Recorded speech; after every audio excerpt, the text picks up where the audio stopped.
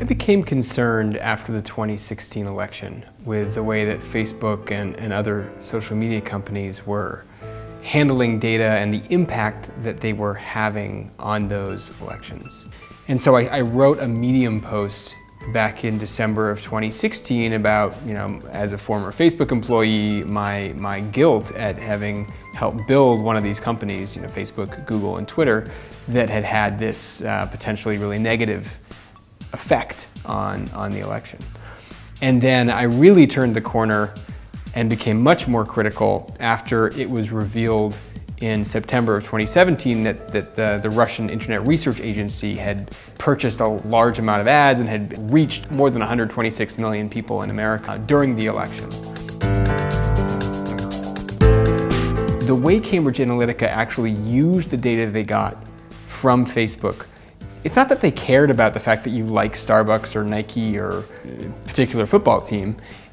It's the fact that they can use those set of interests that you have to predict your voting behavior, other personal attributes, your personality, and then they could use that to target you with ads to try to get you to do something that that maybe you wanted to do, but they could maybe convince you not to vote or something like that. That really concerns me. The reason I switched from working at companies like Facebook and Uber to working at a not-for-profit organization that's advocating for better tech is I just became increasingly concerned about some of the negative impacts that technology is having.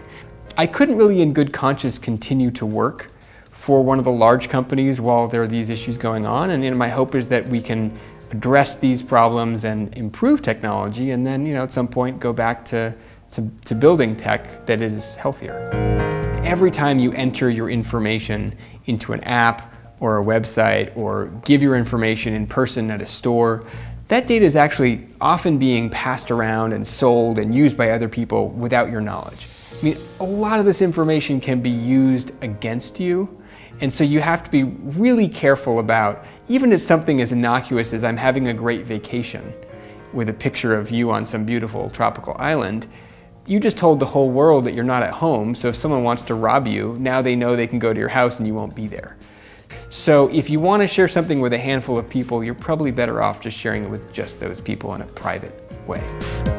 I think there needs to be more regulation of technology companies. Only now starting to have the conversation in the United States about creating a framework like GDPR,